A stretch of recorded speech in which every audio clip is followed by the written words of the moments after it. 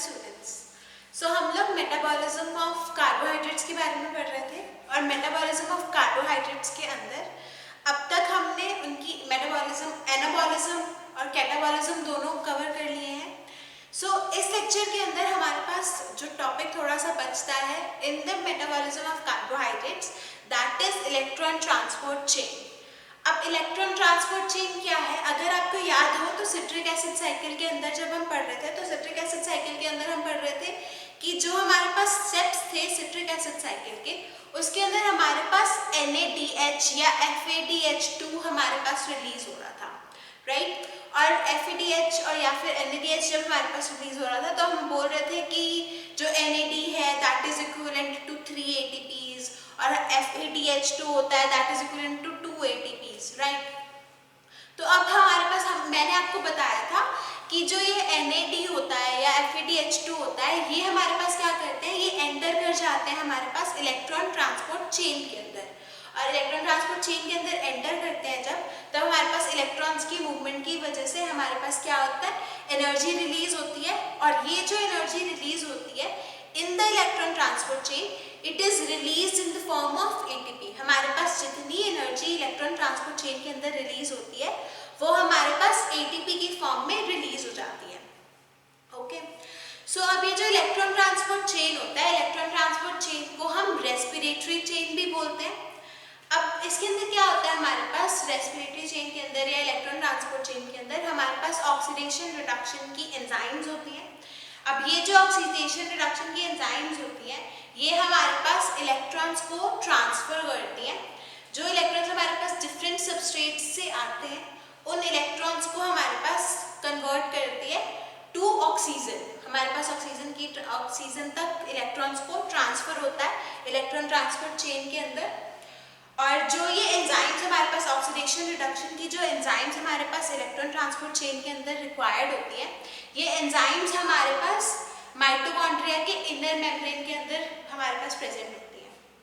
तो अभी अगर सीक्वेंस की बात करें, अगर इलेक्ट्रॉन ट्रांसपोर्ट चेन की सीक्वेंस की बात करें तो क्या सीक्वेंस रहता है हमारे पास? इनिशियली कोई भी सबस्ट्रेट है, सबस्ट्रेट हमारे पास इलेक्ट्रॉन ट्रांसफर करता है NAD के ऊपर, फिर FAD से नेक्स्ट हमारे पास COQ तक जाता है, नेक्स्ट हमारे पास साइटोक्रोम B, फिर साइटोक्रोम C1, फिर साइटोक्रोम C और फिर साइटोक्रोम A3 और A, और फिर फाइनली हमारे पास जो ऑक्सीजन के ऊपर इलेक्ट्रॉन्स जो है वो ट्रांसफर हो जाते हैं। तो ये हमारे पास नॉर्मल सीक्वेंस रहता है इलेक्ट्रॉन ट्रांसपोर्ट चेन का। अब इस जो ये स्टेप्स हैं, इन स्टेप्स के अंदर हमारे पास जब इलेक्ट्रॉन ट्रांसफर होता है तब इलेक्ट्रॉन्स की जब ट्रांसफर होती है, इलेक्ट्रॉन्स के ट्रांसफर की वजह से हमारे पास क्या होता है, एनर्जी रिलीज होती है। और ये जो एनर्जी रिलीज होती है ये हमारे पास क्या होती है, ATP की फॉर्म में हमारे पास स्टोर की जाती है। और इस प्रोसेस को हम बोलते हैं ऑक्सीडेटिव फॉस्फोराइलेशन। क्या होता है oxidative phosphorylation? In the electron transport chain the energy released is stored in the form of ATP and this process is known as oxidative phosphorylation। तो बेसिकली क्या होता है हमारे पास ऑक्सीडेटिव फॉस्फोराइलेशन, ऑक्सीडेटिव फॉस्फोराइलेशन। अब फॉस्फोराइलेशन आ रहा है इस हमारे पास वर्ड के अंदर। अब ऑक्सीडेटिव फॉस्फोराइलेशन क्या है हमारे पास, जो ADP होता है, ADP और इनऑर्गेनिक फॉस्फेट दोनों मिलके हमारे पास क्या करते हैं, ADP प्लस इनऑर्गेनिक फॉस्फेट मिलके हमारे पास क्या कर देते हैं, बना देते हैं ATP।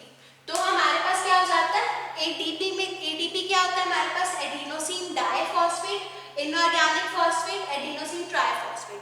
तो एडिनोसिन डाइफॉस्फेट के अंदर क्या रिएक्शन होती है हमारे पास ATP की फॉर्मेशन के लिए, हमारे पास एडिनोसिन डाइफॉस्फेट के अंदर हमारे पास फॉस्फोराइलेशन हो जाती है और ऑक्सीडेटिव फॉस्फोराइलेशन की वजह से हमारे पास ATP की फॉर्मेशन हो जाती है। अब ये जो हमारे पास, so what is oxidative phosphorylation? Oxidative phosphorylation is the formation of ATP from ADP and inorganic phosphate with the energy produced during the transport of electrons in the respiratory chain। तो respiratory chain के अंदर जो energy release होती है उस energy की help से जब हमारे पास ADP और इनऑर्गेनिक फॉस्फेट से हमारे पास ATP की फॉर्मेशन हो जाए, इस प्रोसेस को हम बोलते हैं ऑक्सीडेटिव फॉस्फोराइलेशन। अब ये जो ऑक्सीडेटिव फॉस्फोराइलेशन है ये हमारे पास कहाँ होती है? It happens in the inner membrane of mitochondria, जहाँ पे हमारे पास ये पूरी इलेक्ट्रॉन ट्रांसपोर्ट चेन जो है वो लोकेटेड होती है। अब हमारे पास एटीपीज कहाँ प्रोड्यूस होते हैं? सबसे पहले जो हमारे पास ये स्टेप है NAD से COQ तक का, इस स्टेप के अंदर हमारे पास एक एटीपी रिलीज होता है। अब उसके बाद हमारे पास जो नेक्स्ट स्टेप है हमारा साइटोक्रोम B से C1, इस स्टेप के अंदर हमारे पास एक एटीपी रिलीज होता है।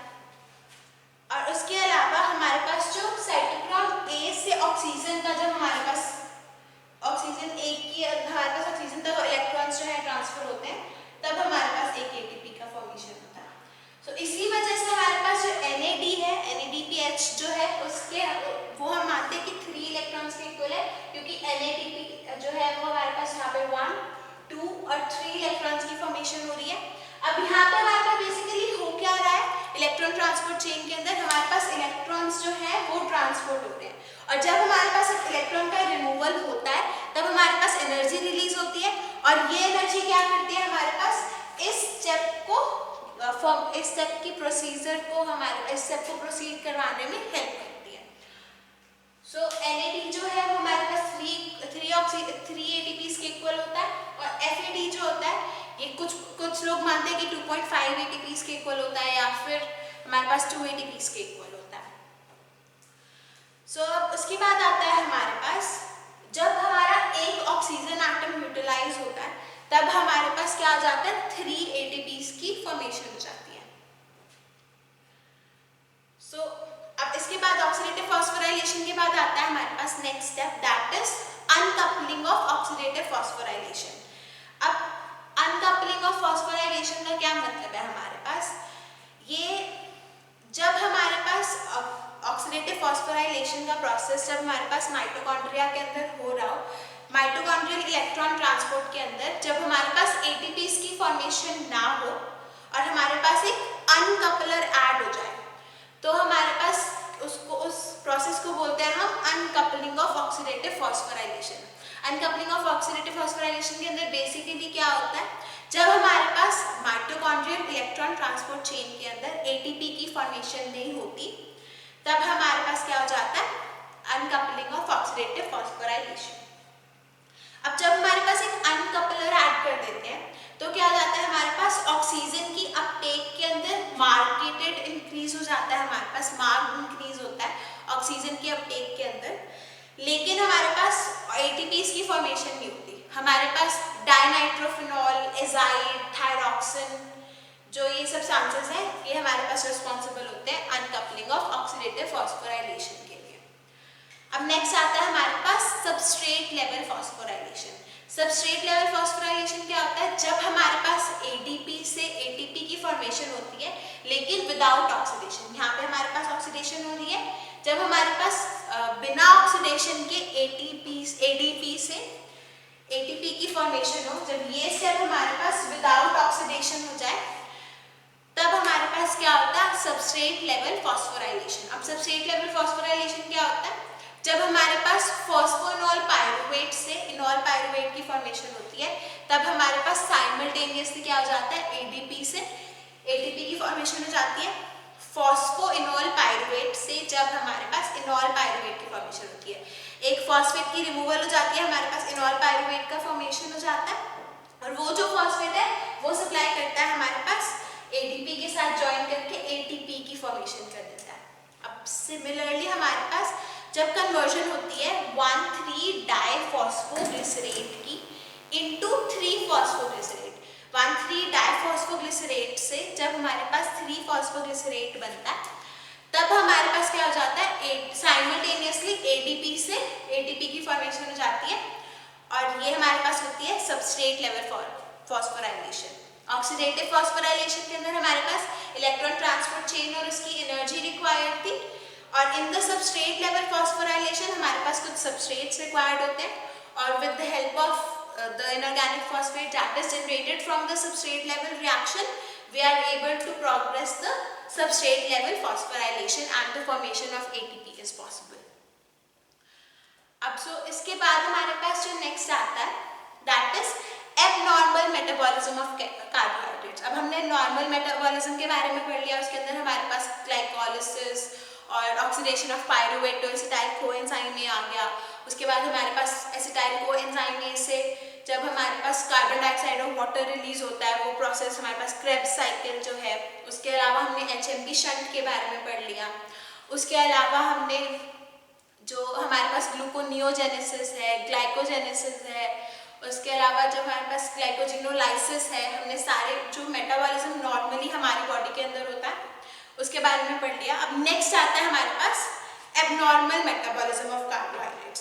और कार्बोहाइड्रेट्स हमने क्या पढ़ा था कि कार्बोहाइड्रेट्स क्या होती है, जनरली ये हमारे बॉडी के अंदर कॉम्प्लेक्स शुगर्स होती है, राइट। तो जब अब नॉर्मल वैल्यू क्या होती है हमारी बॉडी के अंदर, नॉर्मली हमारी जो ब्लड ग्लूकोज नॉर्मल, अगर पेशेंट जो है वो फास्टिंग की अगर बात करें, आफ्टर 12 आवर्स ऑफ मील हमारे पास जो पेशेंट्स का हमारे पास क्या रहता है blood sugar level, it is generally 70 to 105 mg पर 100 ml। फास्टिंग ब्लड ग्लूकोज की बात हो रही है, 70 to 105 mg पर 100 ml रहता है। और हमारे पास जो ये नॉर्मल मेंटेनेंस होती है कार्बोहाइड्रेट्स के या शुगर के लेवल की बॉडी के अंदर, it is brought about by, it is helped bye insulin. एक हार्मोन हमारे पैनक्रियास से रिलीज होता है, तो पैनक्रियास क्या करता है हमारे पास ब्लड शुगर लेवल को मेंटेन करके रखता है। सो हमारे पास जो इंसुलिन है, जो बीटा सेल्स ऑफ लैंगरहैंस होते हैं पैनक्रियास के, वहां से रिलीज होता है। और उसका मेजर काम क्या होता है हमारे पास, कार्बोहाइड्रेट्स का लेवल को मेंटेन करना। सो अब एबनॉर्मल मेटाबॉलिज्म ऑफ कार्बोहाइड्रेट्स के अंदर क्या आएगा हमारे पास, जब हमारे पास नॉर्मल ब्लड ग्लूकोज लेवल या नॉर्मल शुगर लेवल जब हमारे पास मेंटेन नहीं रहती, तो उसके अंदर हमारे पास जो कंडीशन आती है, सबसे पहले हमारे पास कंडीशन आती है हाइपरग्लाइसीमिया। तो जब हमारे पास 70 to 105 mg पर 100 ml से ऊपर जब हमारे पास लेवल पहुंच जाए शुगर का, तो that is known as hyperglycemia. So ये जनरली होता है हमारे पास इंसुलिन की डेफिशिएंसी की वजह से, और इसके अंदर हमारे पास जनरली डायबिटीज मेलाइटस डिसीज हो जाती है। अब उसके अलावा हमारे पास एबनॉर्मल मेटाबॉलिज्म ऑफ कार्बोहाइड्रेट जब होता है, तो हमारे पास एक और कंडीशन आती है which is known as hypoglycaemia.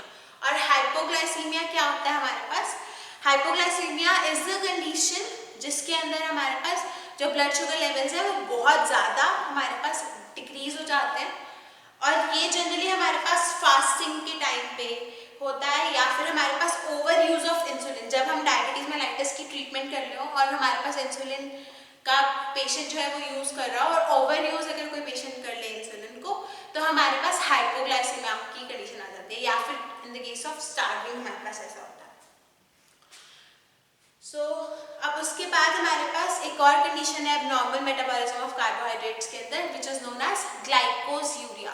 अब ग्लाइकोस्यूरिया क्या होता है हमारे पास, ग्लाइकोस्यूरिया होता है it is the presence of urine, it is the presence of sugar और कार्बोहाइड्रेट्स, और वो भी डिटेक्टेबल अमाउंट ऑफ, जब हमारे पास शुगर जो है यूरिन के अंदर किसी पेशेंट के आए, तब the condition is known as glycosuria.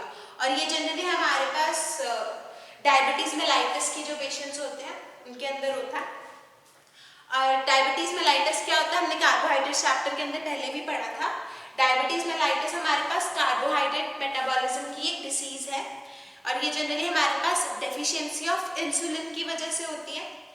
और जब हमारे पास ब्लड ग्लूकोज लेवल इंक्रीज हो जाए, और उस हमारे पास हाइपरग्लाइसीमिया हो जाए और ग्लाइकोस्यूरिया हो जाए, और उसके अलावा हमारे पास उस पेशेंट के अंदर पॉलीयूरिया हो जाए, पॉलीयूरिया यानी कि increase in the urine output, और उसके अलावा उस पेशेंट के अंदर पॉलीडिप्सिया हो जाए। जब पॉलीडिप्सिया होता है हमारे पास increase in the thirst of the patient, और उसके अलावा हमारे पास पॉलीफेजिया हो जाए, पॉलीफेजिया होता है increase in take of food due to hunger. तो डिपेंडिंग अपॉन दैट, अगर किसी पेशेंट के अंदर हमारे पास इंसुलिन की डेफिशिएंसी की वजह से ब्लड का शुगर लेवल हाई हो जाए which is hyperglycemia, secondly glycosuria हो जाए which is presence of detectable amounts of glucose in the urine, उसके अलावा थर्ड है हमारे पास polyuria, increase in the urine output of the person, और फोर्थ है हमारे पास polydipsia which is increase in the thirst of the patient, और फिफ्थ है हमारे पास polyphagia which is increase in the food intake. तो हमारे पास जब ऐसे 5 सिम्टम्स आ जाए पेशेंट के अंदर due to deficiency of insulin, तो उस पेशेंट को कहा जाता है कि हमारे पास डायबिटीज मेलाइटिस की हमारे पास डिसीज हो गई है। और जो डायबिटीज है ये जनरली हमारे पास इंसुलिन की हेल्प से या फिर ऑरल एंटी डायबिटिक एजेंट्स जो आते हैं हमारे पास उनके ड्यू से हमारे पास ट्रीट की जाती है। So this was all about metabolism of carbohydrates. अब कार्बोहाइड्रेट्स के मेटाबॉलिज्म के बाद हमारे पास जो नेक्स्ट आता है that is metabolism of proteins. अब प्रोटीन्स का जो मेटाबॉलिज्म है इट इज सिग्निफिकेंट। जैसे कार्बो हमारे पास जो जितने भी हम डाइट के अंदर हमारे पास फूड का इंटेक करते हैं उन सबके जो हमारे पास मेटाबॉलिज्म के प्रोसेसेस हैं वो इम्पॉर्टेंट है बॉडी की फिजियोलॉजी के लिए। अब प्रोटीन जैसे हमने पढ़ा कि कार्बोहाइड्रेट है, कार्बोहाइड्रेट की हमारे पास क्यों इम्पॉर्टेंट थी जो मेटाबॉलिज्म का प्रोसेस है, क्योंकि हमारे पास मेजर सोर्स ऑफ एनर्जी जो है वो कार्बोहाइड्रेट है। हमारी बॉडी का फ्यूल की तरह कार्बोहाइड्रेट वर्क करता है। अभी जो प्रोटीन्स है, प्रोटीन्स का हमारे पास जो मेटाबॉलिज्म है वो क्यों इम्पॉर्टेंट है, क्योंकि हमारी बॉडी के स्ट्रक्चरल और फंक्शनल कॉन्स्टिट्यूएंट्स जो है वो हमारे पास प्रोटीन्स हैं। तो हमारी बॉडी की स्ट्रक्चर को मेंटेन करना, हमारे फंक्शन को मेंटेन करना का काम हमारे पास किसके पास है, प्रोटीन्स के पास है। जितनी भी हमारी बॉडी के अंदर एंजाइम्स होते हैं, हार्मोन्स होते हैं, ये सभी हमारे पास प्रोटीन्स होते हैं। और जो मेटाबॉलिज्म है प्रोटीन्स का ये इम्पॉर्टेंट क्यों है, क्योंकि फर्स्ट ऑफ ऑल हमारी जो बॉडी की ग्रोथ है, बॉडी की रिपेयर है, उसके अलावा रिकंस्ट्रक्शन है हमारे पास बॉडी टिश्यूज का, ये सारे के लिए हमारे पास कौन रिस्पॉन्सिबल होता है, proteins are responsible for growth, repair and reconstruction of the body tissues. Apart from that the proteins regulate the biochemical processes in the form of hormones and enzymes। इसके अलावा प्रोटीन्स जो है वो हमारे पास सेल्स तक oxygen transport करने में भी हेल्प करते हैं। और उसके अलावा हमारे पास जितनी भी हमारी बॉडी की एंटीबॉडीज होती हैं जो हमारी बॉडी को इम्यूनिटी प्रोवाइड करती हैं, हमारे इम्यून सिस्टम को स्ट्रॉन्ग करती हैं, ये एंटीबॉडीज भी हमारे पास किससे बनी हुई होती है, प्रोटीन से।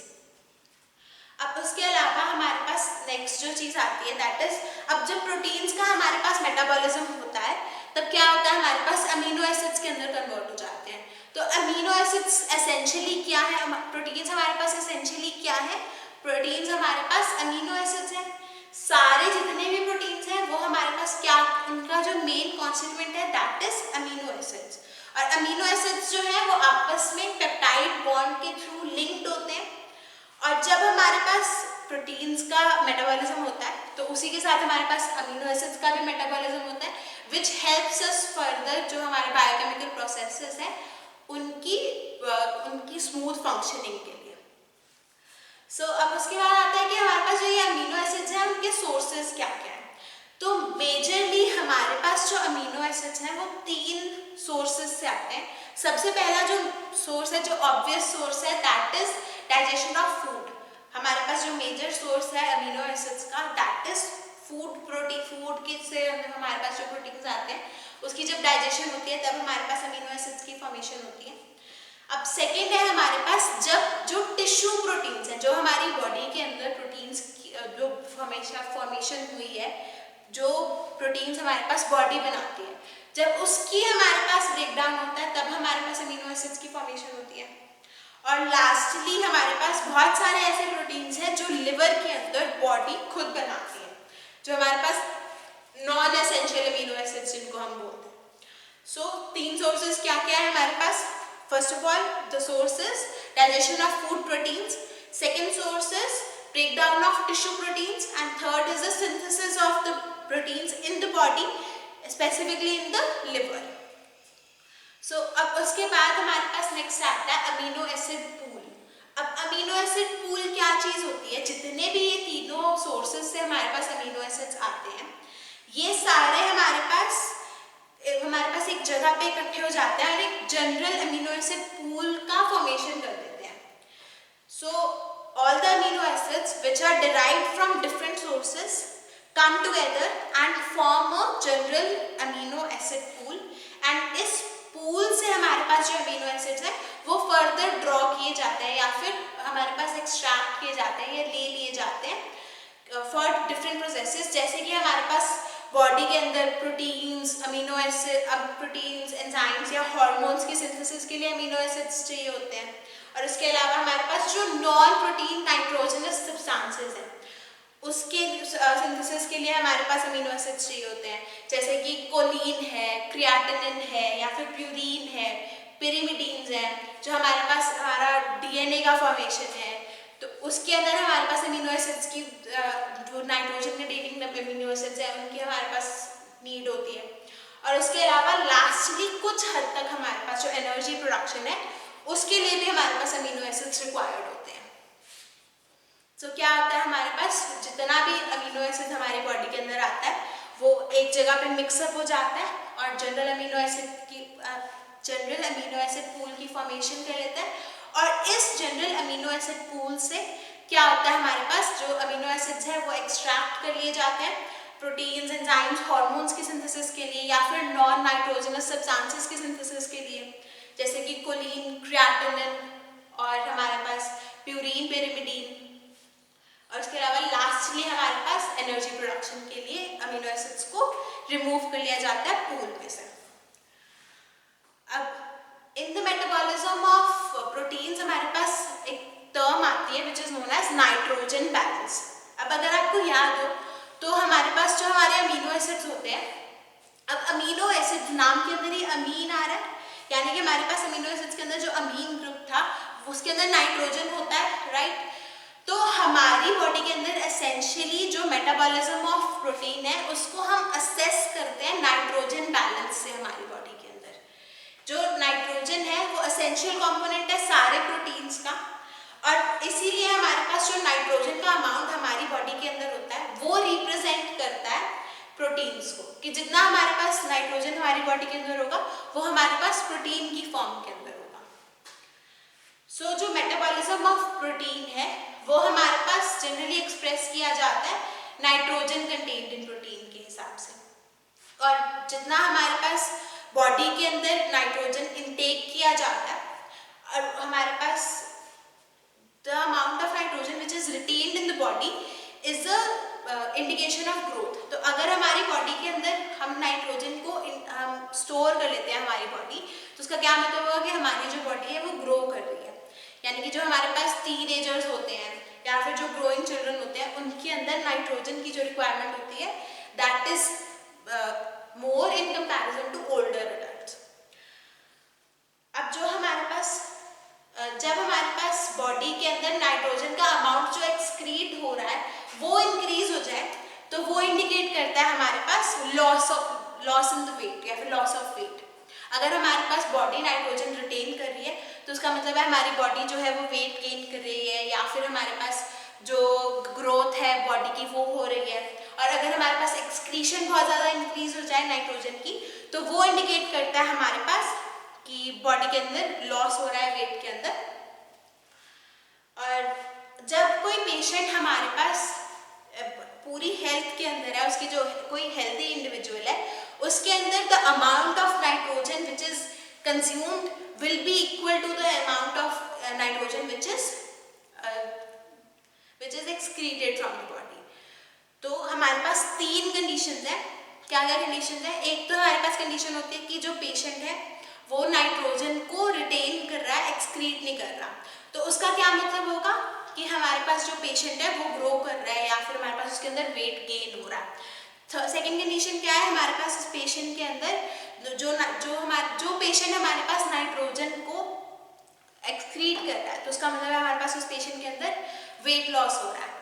अब उसके अलावा हमारे पास जो नेक्स्ट कंडीशन है इट इज नोन एज कि हमारे पास जो हेल्दी इंडिविजुअल्स होते हैं उनके अंदर the amount of nitrogen which is consumed is equal to the amount of nitrogen which is excreted. तो जब हमारे पास द अमाउंट ऑफ जो नाइट्रोजन अमाउंट जितना हमारे पास कंज्यूम किया जाएगा उतना ही अगर एक्सक्रीट हो जाता है तो उसका मतलब होता है कि हमारे पास पेशेंट के अंदर जो नाइट्रोजन बैलेंस को मेंटेन किया गया और हमारे पास या फिर नाइट्रोजन इक्विलिब्रियम में है। सो हमारी बॉडी के अंदर इसी के अंदर दो केसेस आते हैं, पॉजिटिव नाइट्रोजन बैलेंस और negative nitrogen balance. Positive nitrogen balance होता है जब हमारे पास कंज्यूम नाइट्रोजन ज़्यादा हो रहा है लेकिन एलिमिनेट कम हो रहा है, और ये जनरली हमारे पास ग्रोथ और प्रेगनेंसी के टाइम पे होता है। और नेगेटिव नाइट्रोजन बैलेंस होता है जब हमारे पास the amount of nitrogen which is taken is less but the elimination is more, और हमारे पास ये जो कंडीशन है ये हमारे पास स्टारवेशन के अंदर और ट्यूबरकुलोसिस के अंदर देखी जाती है। So this was all about the introduction of metabolism of protein. Next lecture के अंदर हम डिटेल में पढ़ेंगे कि जो मेटाबॉलिज्म ऑफ प्रोटीन है वो कैसे हमारे बॉडी के अंदर होता है। Thank you.